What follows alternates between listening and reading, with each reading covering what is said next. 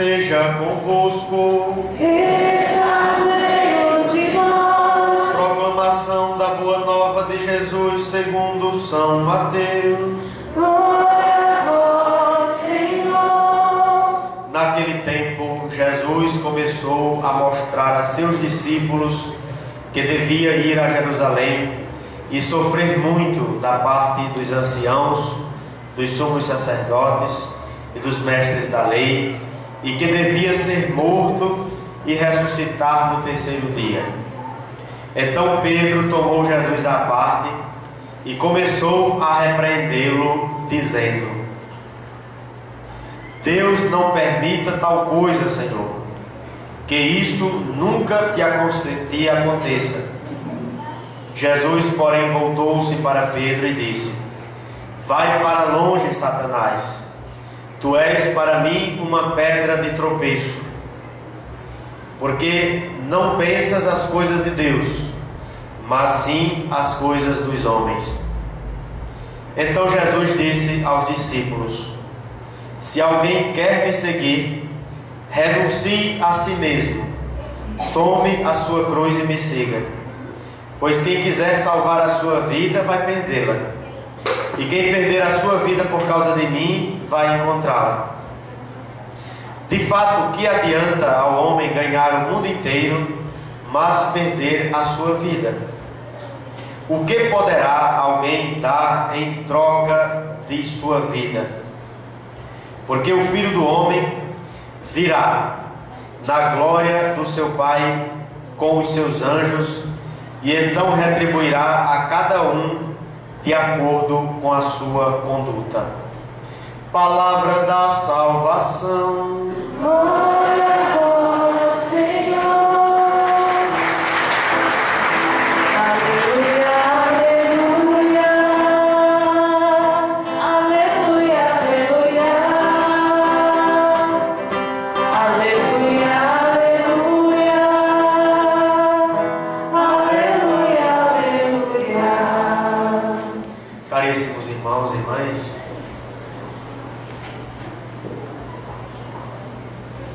o que é mesmo ou qual é o centro de nosso projeto de vida?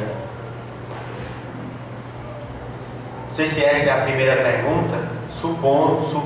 Ao fazer esta, supõe-se que temos uma primeira, né? Temos um projeto de vida? Quem é, o que é mesmo o seu centro? O seu centro. Nossa vida, em outras palavras, é fundamentada, é fundada, é desenvolvida em torno de que ou de quem? Quais são os nossos valores,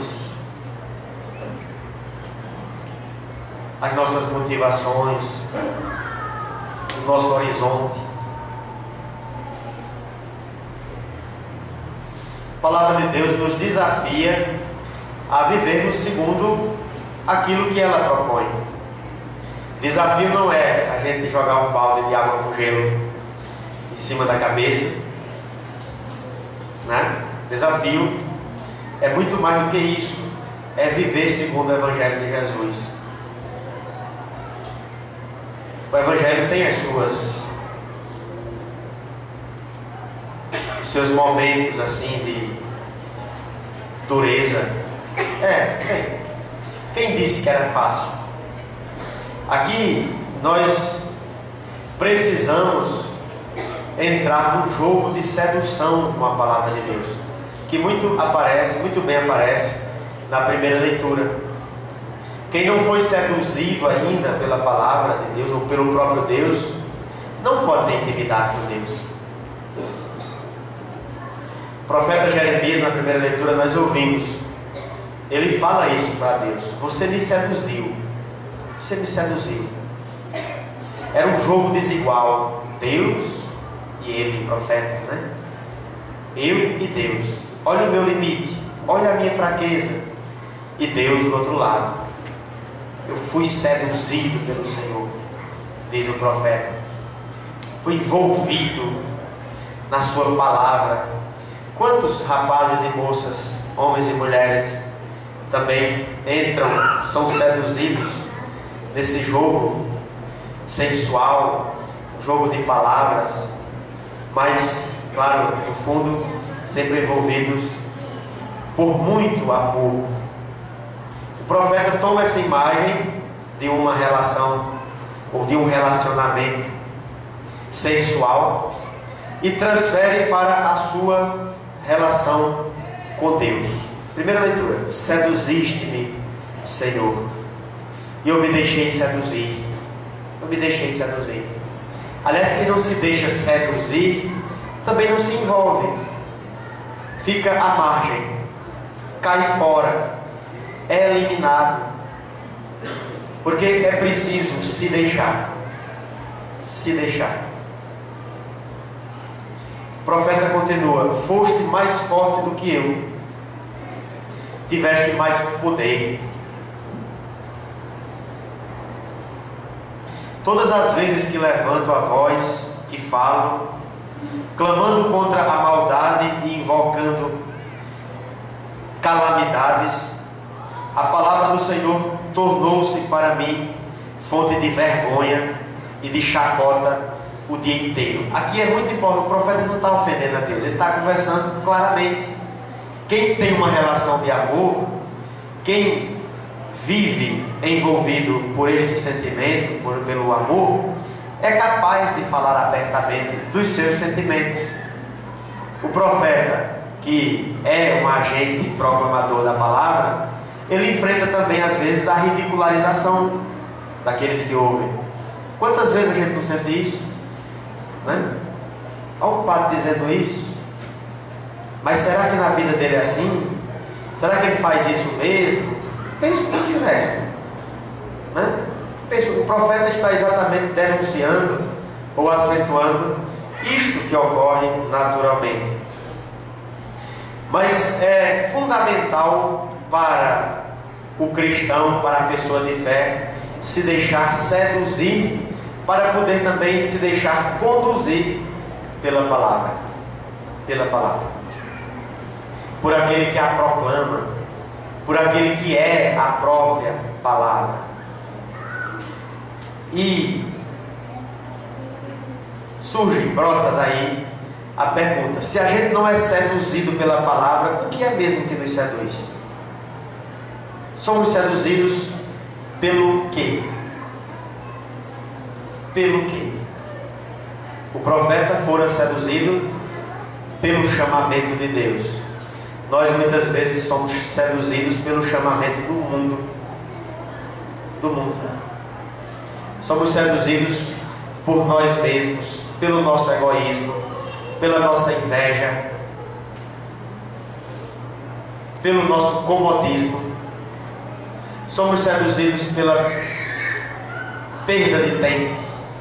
Quanto tempo perdido para nada? O que gastamos desse tempo? Quanto gastamos desse tempo para com Deus, o grande sedutor, ou o sedutor por excelência? Então é preciso se deixar conduzir, se deixar seduzir pela palavra, pelo Senhor, que vem como um galã, né? Soltando galanteios, chamando, convidando, se oferecendo.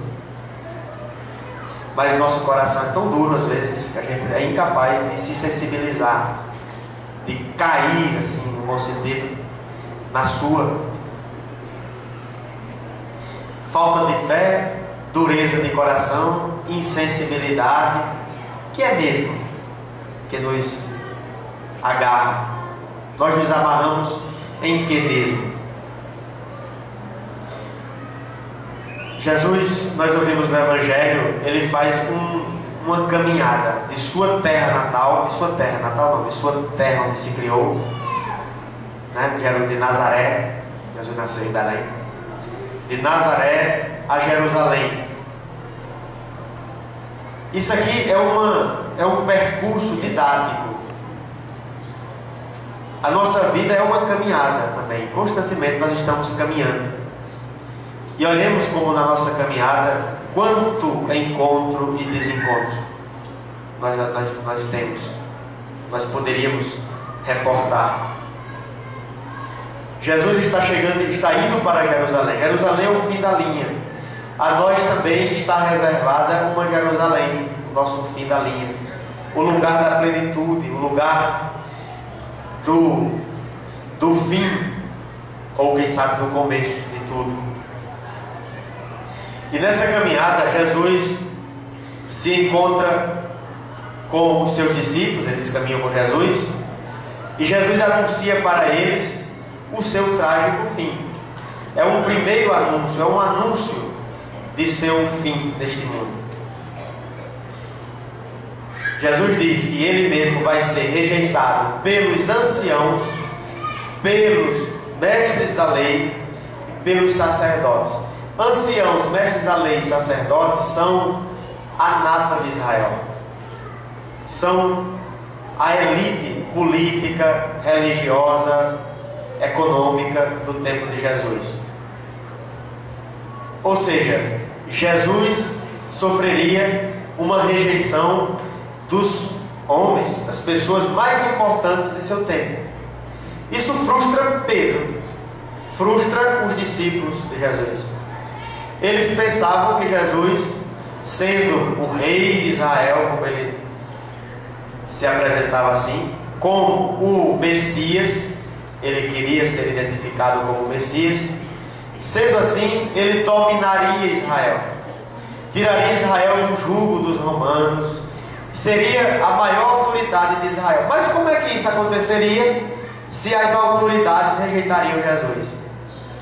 Essa ideia na cabeça de Pedro é distorcida. Pedro pensava em Jesus como um líder político. E quando Jesus diz que vai sofrer das autoridades, frustra Pedro. Pedro chega para Jesus e diz a palavra, repreendendo. Nunca vi ninguém se dirigir a Jesus nesse tom, né? Ele repreende Jesus, Pedro. No que Jesus diz, afasta-te de mim, Satanás. Esta frase, afasta-te de mim, é a mesma que Jesus utiliza ali nas tentações, quando ele é tentado. Lembra do início da vida pública dele, naquele deserto? Satanás apresenta para ele 3 propostas ótimas, né? Poder, ser e ter. Jesus rejeita, afasta-te de mim, Satanás. Nós muitas vezes somos apóstolos, discípulos de Satanás. Quando nós não aceitamos o projeto de Deus na nossa vida, quando não entendemos o que Deus nos propõe, ou quando entendemos e rejeitamos aquilo que Deus mostra para nós. Toda vez que nós nos opomos ao projeto de Deus, eu penso que Jesus está dizendo assim, afasta-te de mim, Satanás. Conosco. Mas Pedro, recebendo esse elogio de Satanás, de Jesus, não é o mesmo Pedro que a semana passada a gente dizia aqui, bem-aventurado és tu, filho de Jonas. Não foi ninguém desse mundo, foi o próprio Espírito que te inspirou a dizer que eu sou o filho do homem. Pedro agora é Satanás. Não importa, pode ser um santo. Se alguém se opõe ao projeto de Deus, afasta-te de mim, Satanás. Em seguida, Jesus diz algo aqui muito importante. É importante a gente meditar sobre isso. Quem guardar a sua vida, quem quiser guardar a sua vida, salvar a sua vida, vai perdê-la. E quem perder a sua vida por causa de mim, vai encontrá-la. Olhando assim, a gente talvez nem se interesse muito por esta palavra de Jesus, mas ela é fundamental. Ela é fundamental. Quem quiser demais, quem se empolgar demais, quem investir demais em salvar a sua vida, já perdeu a sua vida. Quantos de nós, muitas vezes, a vida toda, a gente vive afogado no egoísmo, só pensa em nós mesmos, só pensamos em nós mesmos, só temos olhar para nós, até a oração da gente é egoísta. Senhor, abençoai a minha família, abençoai a mim, abençoai ao meu pai, a minha mãe. Não sai do entorno de mim mesmo como, né, uma criança egoísta que não tem olhar mais dilatado, que não vê mais longe. Ou seja, às vezes a gente se guarda demais, se preserva demais. É preciso gastar a vida, minha gente. É preciso gastar a vida, arriscar. Mesmo que isso implique perda. Não tem nada não. Melhor perder gastando do que perder preservando demais.